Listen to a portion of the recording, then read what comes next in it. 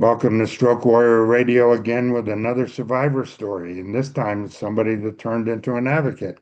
We shine a light on warriors achieving victories every day. I'm your host, Ralph Cortese, and today's guest survived a traumatic brain injury following a violent assault and turned his recovery into a mission of helping others rebuild their lives, mind, and confidence. Let's welcome John Jesse to the show. Hi, John. Hi, hey Ralph. Thanks for having me. I love your show. It is a great honor for me to be on this, and a great space for stroke survivors and other acquired brain injury survivors to find empowerment. So this is great. Thanks for doing this. Thank you very much. I appreciate the compliment. John, can you take us back to the day everything changed and what you remember about your injury and early recovery? Sure. So it was 21 years ago, and I was on my way home from a coffee shop. I was living in San Francisco at the time, and I was opening the front door of my apartment building, and I got jumped by four guys from behind who were trying to take my laptop. And so they got away with my laptop. I was pretty messed up from the experience, and that was sort of what happened. Was it like a couple people or just one person or? It was four people. What happened was one of them was trying to take my laptop, and I was sort of in a tug of war with him. And then three of them came up behind me and and jumped me. And Oh my gosh. at the time, I thought I sort of underestimated I underestimated the guys. I didn't figure out what was happening until it sort of was happening. So it was one of those things where my thank goodness I have a neighbor. I had a neighbor who yelled out, "What are you guys doing?" And they ran off. But it was quite a bit of injury to my face. So when I went to the hospital, I had to, get I eventually had to get surgery on my face to prevent my eye from sinking into my face. And so I think between that and at the time I was living by myself in San Francisco, and most of my friends had sort of moved away. So I was really by myself at the hospital. And I got in my head because I was messed up in that moment that I didn't lose consciousness because I think I believed like, well, if you dream, because I dreamt during this that, well, that's a consciousness of myself, so I didn't lose consciousness. So that was my idea. So when they asked me, I said, no, I didn't lose consciousness. I had a CT scan, it came up negative, and as it always does for people with mild brain injuries, unless you have a brain bleed. So they didn't even diagnose me, I think, with a concussion. They were more distracted by, the broken eye socket, and I needed to get surgery for it. So that they just missed it at the time. Oh. Did you first realize, or how long did it take before you realized this was more than just a physical recovery, that it would become mental, emotional, and identity journey for you? That's a great question. I really thought it was just going to be physical at first. And I think part of me was in denial. A big part of me was in denial. And I thought that um, I was lucky, and that all it was a physical thing. But there were signs at the beginning, like the first few weeks I would wake up in the morning and I couldn't remember the previous day. So I'd have to sit on my bed and sort of reconstruct the events in my head of what happened. I had moments too in my early recovery where um, like my visual field was sort of collapsed in on itself. I think you would characterize it as visual migraines, but I didn't know what it was. But mostly, I didn't really suffer the effects that first year as much. And doing the work I do now, I realize why. I've lived in San Francisco in the Bay Area for 11 years. I lived in that neighborhood for 7 or 8 years. I've been doing the jobs I've been doing, the research I've been doing, and everything was very, very much the same. And so where I really started to feel the effects is when I went to graduate school. And that's where, I went to University of British Columbia in Oh, Vancouver, and that's where like I was in a new country, in the most demanding academic program I've ever been in. It's sort of a new culture. I started living with my now wife, and all those changes put a much bigger stress on my cognitive load than I had in San Francisco. And that's when I really started to see the effects of this. But even at the time, I thought it was just a wicked case of PTSD. I didn't realize it was a brain injury Yeah, until right. later. And you described invisible symptoms like Mhm. memory gaps, executive dysfunction, and fatigue. How did they affect your daily life and relationships? That's a great question. The memory issues really would come out, they came out in graduate school where like it used to be I could read something, I would remember it, forever, and I might not remember where I read it, but that came out where like I just wouldn't remember things as easily. It's harder for me to learn new information. Or sometimes, there's a thing that happens with brain injury that's called confabulation, where you have these memories of things that actually didn't happen. So that was happening for me as well. So, Wow. um, and I was somebody who was diagnosed with ADHD as a kid and always had ADHD in my life. And one of my sort of compensatory strategies, because I didn't take medication for it, was to make my memories episodic. Instead of it just be like, these are facts and information, I tie it to an event or something I saw as I learned the information. But after Oh, my brain injury, that stopped working for me. That confabulation started. I think there were things that, oh, I remember this thing that happened over, while I was doing this other thing, I think. And then it turns out that never happened. So that was very difficult for me. And then I was also irritable, more irritable than I was before. And I had a much lower anxiety threshold, so it took a lot less to make me anxious than it did previously.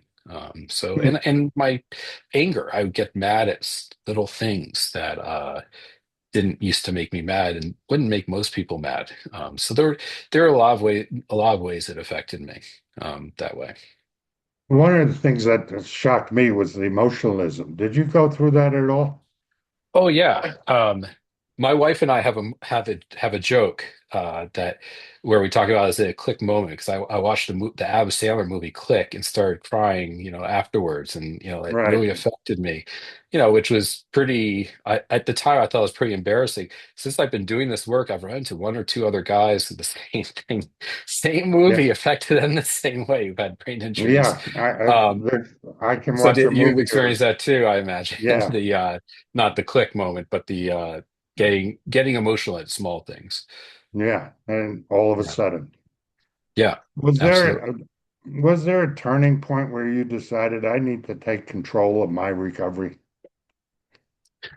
That's a good question. Yeah, I'd say, because it took me 9 years to get a diagnosis from when my brain injury occurred. So I had gone that long to get PTSD, being in a little bit of denial as well.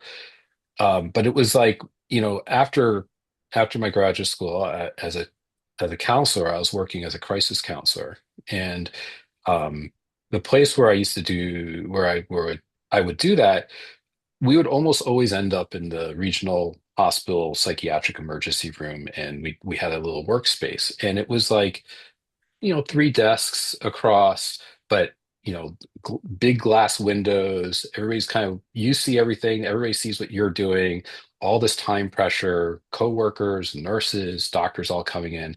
And I had this period where if I was in the middle seat and stuff was happening around me, I just had moments where I'd go 10 minutes where my mind would just blank out. I just would be Yeah, like paralyzed. I'd be having to write up an assessment, and we'd be under this time pressure, and I just couldn't write a word because I would just, and that was very uncharacteristic, and that really worried me. And that was when I decided, okay, um, I'm going to go check this out. And that's, yeah. and that's when I did that. Sensory overload. Sensory overload, exactly.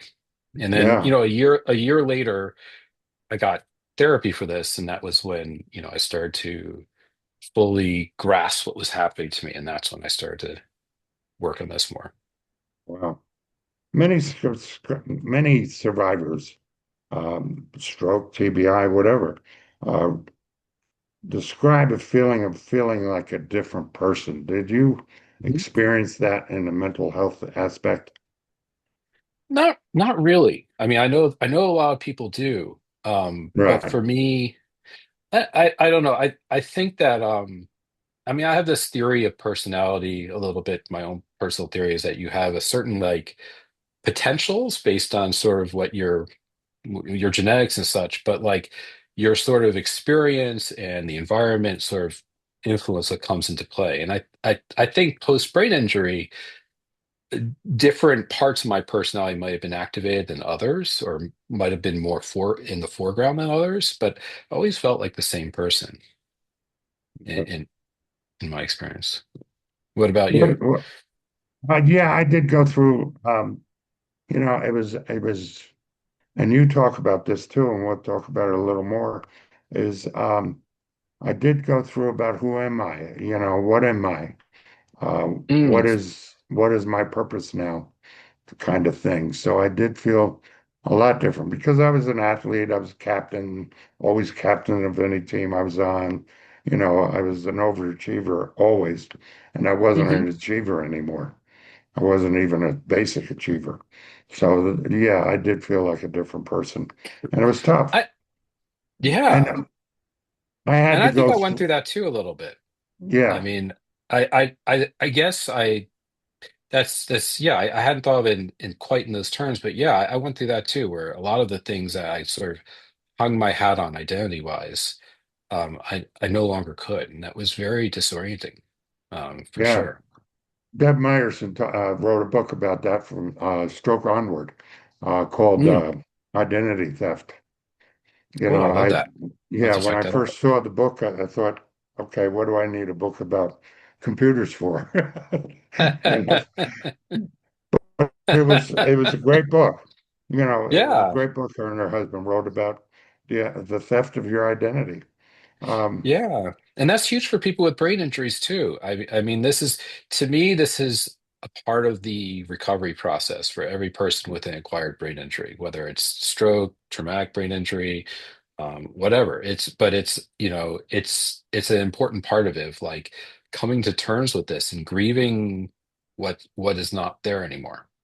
yeah, Um, what's sort of challenging for mild brain injury. I think it's true for all brain injury because look at me. I recovered 10 years afterwards. I had my recovery, but what's challenging is sort of this ambiguous grief, right? Where you don't know exactly what's coming back and what is not coming back. So you sort of don't know exactly what you're grieving and how deep it goes because you're not sure what's coming back, and that makes it really yeah. hard.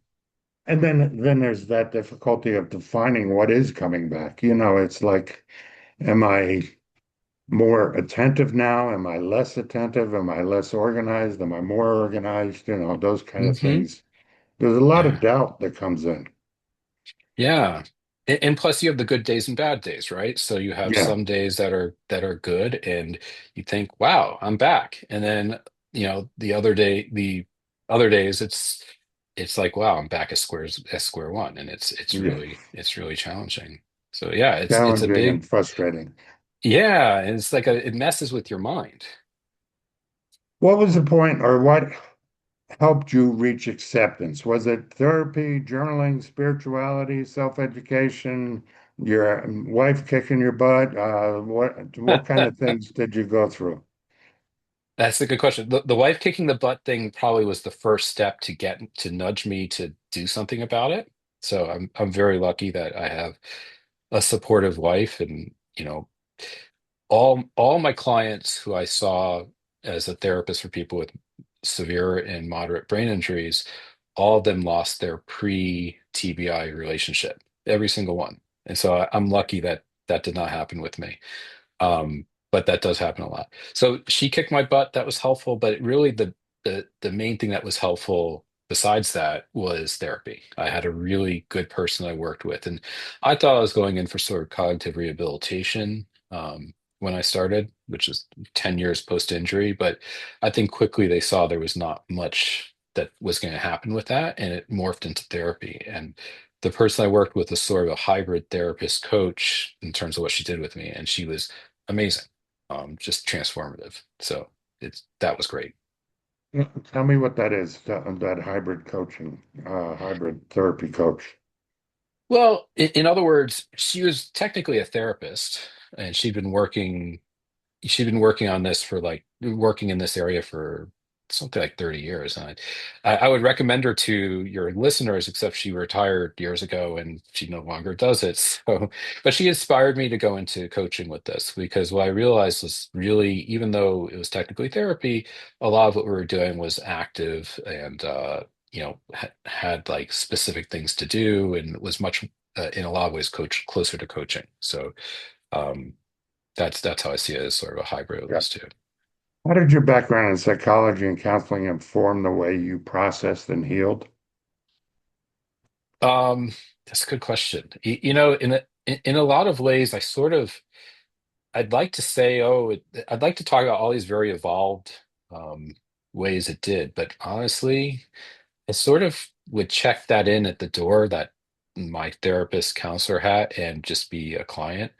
And really, the only thing it sort of did for me was I live in a small and sort of rural places, and the mental health community is small, so I wasn't out about my brain injury until I opened my coaching business, and I was afraid to be out because I'd heard behind closed doors with some providers there wasn't always um, a great attitude towards people with brain injuries among the providers. Now, that's not true of where I provide there where I worked as a therapist for moderate and severe brain injuries. I worked with wonderful people who had a really positive and supportive attitude. That's not true of that place, but in some of the other areas of mental health, it was sort of sobering to see the attitude towards people with brain injuries. So, it led to me feeling more gun shy about seeking help for myself, which was so in that way it was sort of counterintuitively not necessarily very helpful. Yeah, I'll bet. I'll bet. When did you realize? Well, before I get to that, um, what do you wish you had known now that you didn't have to wait 9 years to find out about your diagnosis? That's a great question. Well, first of all, I didn't know what the symptoms of brain injury were truly, so it didn't occur to me to look at my symptoms and say like this is a brain injury. I thought it was all post-traumatic stress disorder. So it would have been helpful to know that. It would have been helpful to know what it means, what a concussion is, and what it means. I mean, yes, I knew what a concussion was. I shouldn't say I didn't know what it was, but I think a lot of people intellectually have a sense of what it is without Yeah. really like thinking about what it looks like in reality. There's the myth that you only suffer a concussion if you lose consciousness completely or if you see stars, but you can still suffer a concussion even without those things being present. So I I wish I had known that. I wish I had sought intervention for it and known that there was something that could help with it. And I think that would have been much better for me. When did you realize your story could help others and that you could turn that into a coaching practice? Um, that's a great question. So when did I notice that? I wish I had a great linear story to tell about this. It would be like a winning inspirational story to tell about this. But I think We much have we like have brain injury, so there's nothing linear. So exactly. I was going to say, much like with recovery, it's yeah, never linear. So even after I had this great therapy experience with this therapist, and accepted that I had a brain injury and was seeing all the sort of reverberations in my life of it, I still was like, I'm not going to let this define me, and I'm not going to work in this. And so I sort of was continuing along, and as a counselor, crisis counselor, and I was a coach. I'd been a coach for creative types, and what really happened was I'd been a coach for creative types. I'd done everything with them except for working on their creativity itself. And I thought that seems like some of the fun part. I want to learn to do that. So I started to get creativity coaching training. About halfway through, I was doing a business development sort of exercise, and I was thinking about different populations I could work with. And I remembered like we had this friend that in Vancouver that my wife had met in an artist way group who had a brain injury. I thought, well, that would be maybe I should look at people with brain injuries. I have a brain injury. I could work with that. So I looked to see if there any coaches doing creativity coaching with people with brain injuries, and I ended up discovering there's 16 people in all of Canada and the US that I could find on Google that were doing any sort of coaching at all for people with brain injuries. And that's what was the light bulb, like, wait, that's what I should be doing. And once I sort of oriented myself in that direction, everything sort of fell into place. And so I changed what I was doing in therapy towards working with people with brain injuries. I changed my coaching, and I never felt more purpose as a coach and never felt more purpose in what I was doing than when I started doing that. So it just sort of that was the moment. Yeah. Tell us about Rebuild Coaching. What services do you offer? How do you tailor to survivors and those who navigate with even hidden disabilities? Um, well, so the way so what rebuild coaching is, it's yeah, so I've been a therapist for about 16 years, a master's level Okay. therapist for 16 years, and I've been a coach for 16 years. But my most recent experience as a therapist, as I mentioned, is working with people with moderate and severe brain injuries, and I've been working as a coach exclusively on brain injuries, acquired brain injuries, and post-concussion syndrome for the last 7 years. And so, what I do at Rebuild Coaching, you know, I love this way, this sort of story. Like when I was a therapy client, I had a therapist who used to he was a cognitive behavioral therapist, and one of the things we were talking about different problems I have, and he'd say, "Well, I want to separate, practical problems from emotional problems. For the emotional problems, I can help you, but the practical problems, you have to figure that out." Well, coaching Wow. is the practical problems piece. So this is I work with people to figure out the practical problems. So I work with people with brain injuries or post-concussion syndrome and help them first of all get a full picture of what they're struggling with, and then we work on getting the everyday to work better for them, and then figure out once we've done that, kind of figure out, okay, big picture wise, post injury, what do I want to do now? And what's going to make me want to get out of bed? And then I work with clients to make a plan to get there, and then help them follow through with it. And that's really what I do as a coach. Well, with your challenges and your recovery, what do you want people to understand about the invisible injuries? I mean, because face it, for what, 9 years you said you had an Hmm. invisible injury that you didn't realize Yeah. was there. Um, what do you want people to understand about that? Um, well, I mean, so I have a mild brain injury, and that's who most of my clients are. Is they have mild brain injuries or post-concussion syndrome, and it's particularly invisible for them, in the sense that, like, you don't see sort of physically outward any sort of physical outward indications that you have a brain Right. injury. You People can interact somewhat normally for a certain amount of time, often, but it's one of those things that's, yeah, you're right, it's very invisible. So um what would I like people to know? That oftentimes, mild brain injury doesn't just go away on its own. Sometimes it does, but oftentimes it doesn't, and it's something that continues. And so I guess when it comes to people who have it, it's that, you're not uniquely, there's not something wrong, uniquely wrong with you. This is not something that's like your fault. This is not like some personal failing.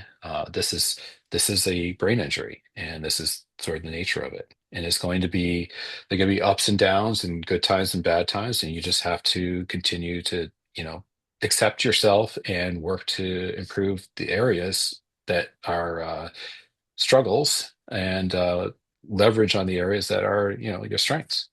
As Yeah. far as like supporters go, I think it's important for them to know, like, it's not like, a lot of supporters, I think, consciously or unconsciously, after a certain point, think up, it's time to get over this thing, and it's time to, uh, you know. I don't want to help this person sort of wallow in this because they're just wallowing. And I think it's very confused. The good days and bad days nature of brain injury can be really confusing, not only for the person who has the brain injury, but their family members and the people who support them because they Great. think, right? Because like on good days, it's like, oh, this person's cured, they're better, they're great. And then a bad day happens and they're like, are they faking it? Or, is this person like milking this? Or they just get confused. And so so knowing that this is the nature of it, that's these ups and downs, I think is very helpful. And having context like, no, your partner is not necessarily a jerk. It's just, this is a brain injury and it's not something they can control as easily. And so it's good to have that understanding, I think. You've said from your rebuild coaching, your goal is to help others optimize life after injury. What does that look like for someone newly diagnosed or still struggling? Good question. I usually, full disclosure, I typically work with people about 3 to 6 months, usually 6 months out from their injury, but sometimes 3 months out. And the reason for that is I think, the conventional medical professionals people see in the first few months is helpful to kind of see that process through. It's also helpful, a lot of rapid recovery happens in the first few months. So it would be sort of, if it would feels like to me, it would be a sort of a not a good use of resource of that client's resources and money to be working on things that might come back anyway. So I like to work with people sort of 3 to 6 months out. Um, and I'm sorry, I forgot your question, the rest of your question.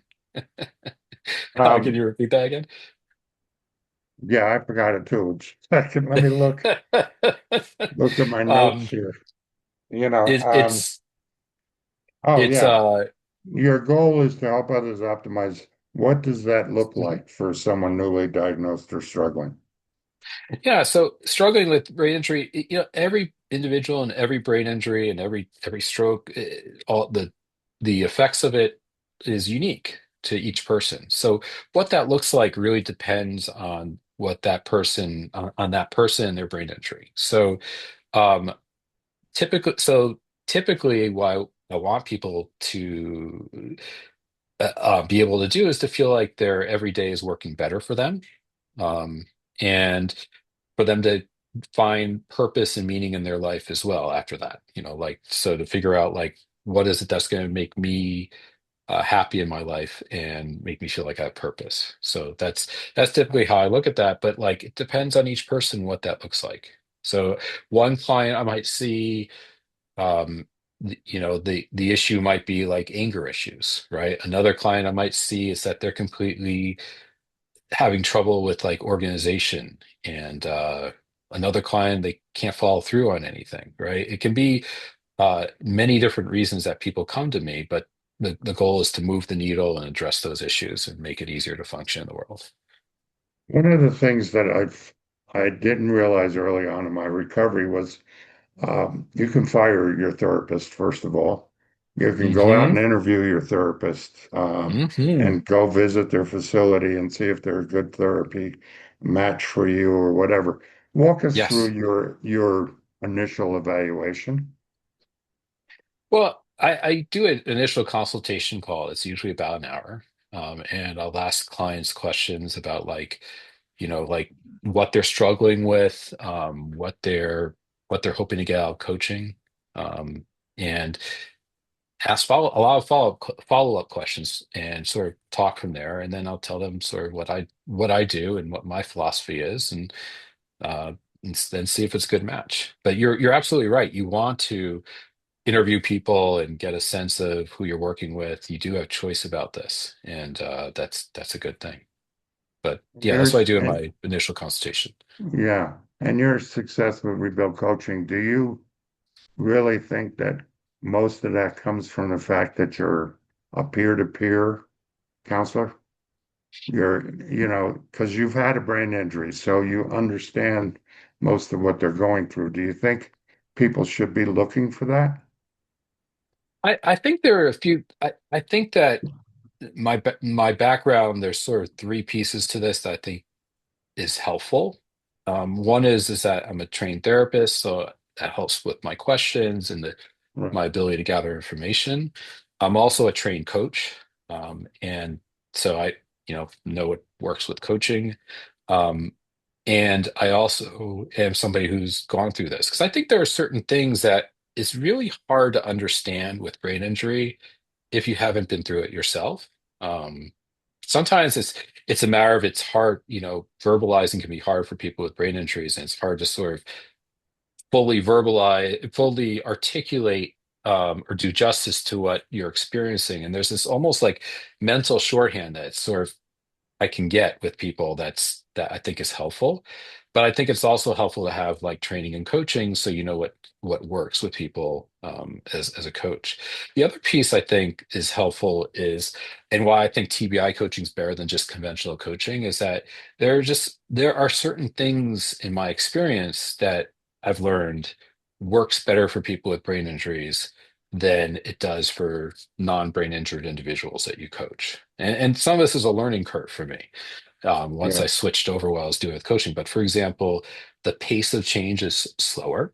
The big buzzword in after my coaching training was your life transformed in 90 days.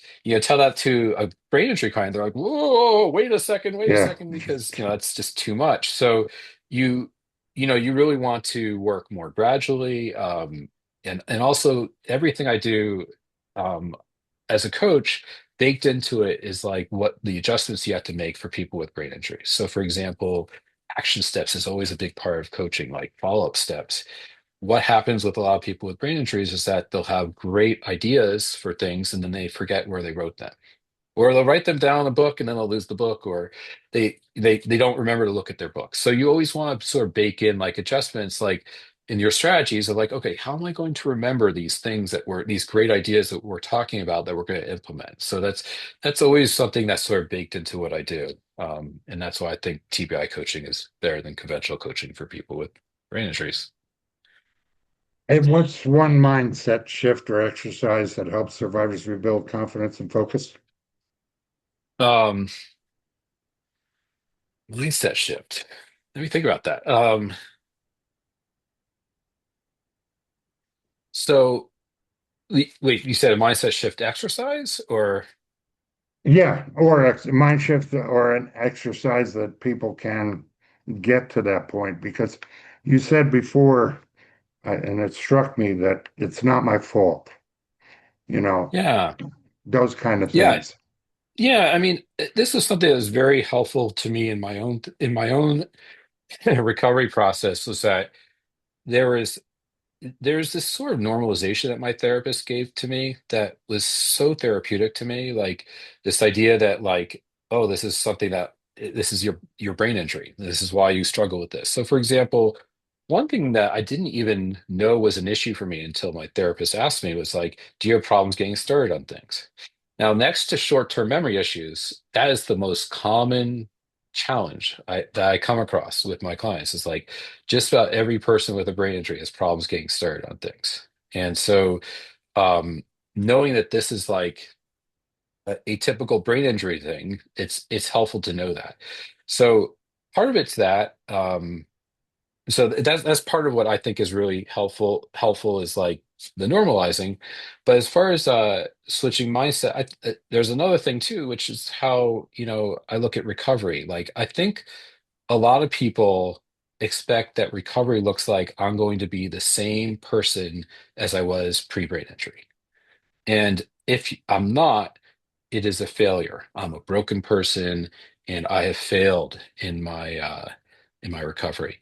And I think that that's not helpful. And what I think is more helpful is to think of it as like, and this is where the name rebuild coaching comes from, is I was working as a therapist for people with when I was working with people with severe and moderate brain injuries. And one of the clients that was seen at the place where I went to said one day, having a brain injury is like having a bomb dropped on your house. And I thought about that and I was like, yeah, that's not wrong. That's a pretty apt, powerful metaphor. So what do you do when a bomb is dropped on your house? Like what did they do after World War II? Well, you rebuild the house. And how you Yep. rebuild the house is up to you. You can rebuild it and try to make it a replica of what it was beforehand. You can build something that's like completely different. Some things are going to be better, some things are not going to be as good. Some things are just going to be different, neither better nor worse. but no matter what you build, it's going to be different. Like even the replica of of your previous house, you're using modern nails, modern materials, it's going to be different. But no matter what you build, that house can provide decades of warmth, enjoyment, comfort, wonderful memories, wonderful experiences. And that's how I look at recovery is you're looking to do that with your life, like that you're, whatever you were pre-injury, you can use some of that, but you can also build out new things and, find new purpose, find new things that you're able to do and to really make that what defines your life and what makes you happy. In your um, coaching experience, what Mhm. role does patience, pacing, and planning play in recovery? Huge. That's, pacing is huge, I would say. And planning is huge. So when I think of sort of some of the pillars of recovery, having a good organizational system is one of those. And I have a I have a blog, and on my blog I did a series on planning, and I every year I sort of update this. I have my top planners for individuals with brain injuries, because I think that there are certain things that work for people with brain injuries, and that's on my blog. And I think having a good organizational system is huge, and pacing is huge. You're absolutely right. Like I think for a lot of people, their fatigue issues are caused by pacing that's not optimal for them. So really it's helpful to work with like the rhythms of your brain and when it works best, and resting when it doesn't work as well, but also your pacing with breaks, and being really intentional about that tends to lead to much better functioning.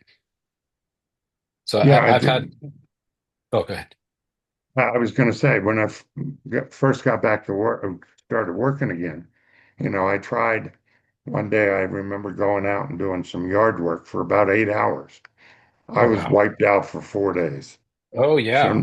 So, so now it's like I limit myself to 3 or 4 hours total doing outside work. That's I great.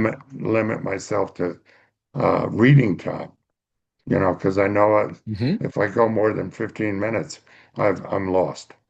I don't Hmm. remember a darn thing. So that played a huge role in my recovery too. And like you That's said, great.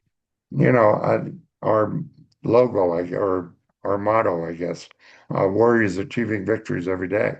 You got to recognize Hmm. those little small victories. You know, Absolutely. what's Yeah. next? And Go ahead. oh, I was just gonna say, and uh, success is, you need to have small successes in order to, achieve the big success. So you're absolutely right. That's huge. Yeah, success is relative, right? Yeah. And I joke about I've got two journals. I have an anger journal and I have a daily journal. My anger journal, yeah, I go back on my anger journal and look where I was, and it's Hmm. like, oh my God, it's so much better than it was yesterday or last week or whatever, Uh-huh. and that That's works for, awesome. yeah, it works for me. What's next for That's Rebuild great. Coaching? With new projects, community partnerships, courses, what's going on? Um, so one of the things I'm planning, one of the things I offer is family coaching. So I work with not only with individuals who've had brain injuries, but I work with family members. So one of the things I do is Awesome. like supporter coaching, like how to be more successful in your support, and try to get everybody sort of rowing in the same direction. And I tend to see people individually, and every now and then I'll have sort of group group sessions to get everybody on the same page communication wise. But I've been trained in couples coaching, and I did the Gottman level 1 couples therapy training a few years ago. So I'm hoping in the next year to start doing couples coaching for individuals where one member has a brain injury, of the couple, and that's what I'm hoping to do in the next year or so. So that's sort of Very my cool. my next project. Yeah. Some closing Yeah. thoughts and reflections. If you could talk to yourself in the early days after your injury, what would you say? Um, as I mentioned, I would say like get this checked out, and like don't be in a rush to get back to work as I was, and it's okay to not be okay immediately after this, and that doesn't mean it's a personal weakness. That would probably be the thing I'd tell my 34-year-old self about that. Yeah. Well, it's like you said, it's not a failure, Yeah. you know. What would you say Calm for yourself? down. I was so Mm, angry. My first mm, ambulance driver left me at home. I didn't know what was going on. Nobody told me as much as I oh thought well. I should have known, stuff like Hmm. that. I needed to calm my anger. But then again, my anger also helped me with my recovery because Yeah. I did the things like firing my therapist, those kind of Hmm. things because I Yeah. didn't think they were doing a good job for me, you know. And they probably weren't, right? Yeah, yeah. Yeah. I had a therapist. I was a contractor before, and I had a Hmm. therapist. Many of our listeners have heard this story, but she said, "What do you want to do?" I said, "I want to work again. I build stuff." And I said, I can't climb a ladder. I can't throw a, do a hammer, whatever." She brought a ladder into physical therapy for me to practice Hmm. on, so Wow. yeah, That's I mean, amazing. those are the kind of therapists you need to look for. Yes, totally. And What do and you I love the want? practical Go orientation of ahead. that. And oh, I'm sorry. I was just gonna say I love the practical orientation of that. And this is where I think coaching is really helpful. Um, you know, I think sometimes when you get into like cognitive rehabilitation, or otherwise sometimes called cognitive therapy, you go to like a office and you work on these sort of theoretical exercises that have nothing to do with your personal life. And maybe you master them in the office, but when you go home, it's like you can't use them because it's hard to sort of transfer those skills. And coaching, what I do in coaching is I work on people's real world challenges right there, and we work on like addressing those things and getting those things working for people. And I think that's what's helpful about coaching is the practical orientation of it. Yeah, Sorry, go ahead. What were you going to say? yeah, that's great. What do you hope people take away from your story? Um, Good question. I would say, first of all, that as I think the conventional wisdom is once you're like 2 years out from your injury, it's all over. You're not going to recover at all. You might as well not bother. And I am living proof that like I didn't even get a diagnosis for 9 years, didn't start getting any sort of rehabilitative services for 10 years. And I made a lot of strides in my recovery. And that was like more than 10 years afterwards. So it's never too late to address these things. Another piece is like, I'm not perfect. I'm not like, I still have the bad day. Like a couple of days ago, I was talking I saw my doctor for some physical thing, and I couldn't even remember Ron DeSantis's name in the office. Like I was just having a terrible brain day, and this happens sometimes, and it's normal. And so, what you're looking to do recovery wise is to minimize the bad days, make them shorter, and be able to like be okay with it. And that's one of the another big thing for me was that towards the beginning of my recovery, I thought, oh my God, what does this mean?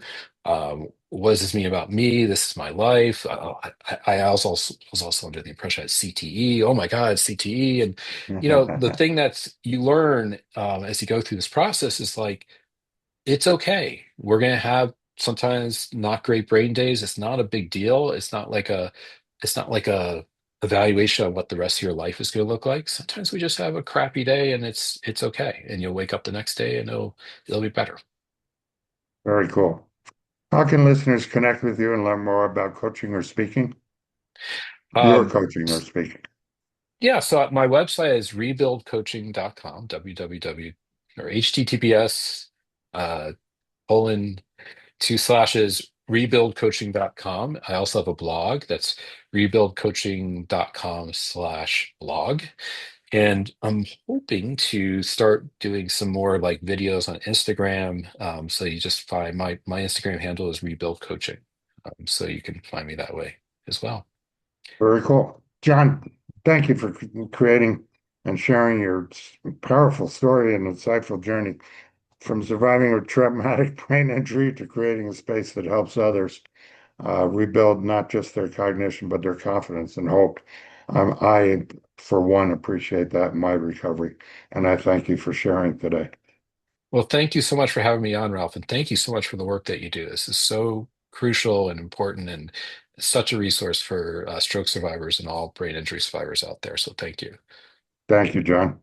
And to our listeners, remember, recovery is not linear, but every small step counts. You can learn more about John's work at rebuildcoaching.com. You've been listening to Stroke Warrior Radio, where we celebrate warriors achieving victories every day. I'm your host, Ralph Cortese, and until next time, remember to catch the wave, because together we're rebuilding hope one story at a time. Awesome. Thank you, Ralph. Thank you.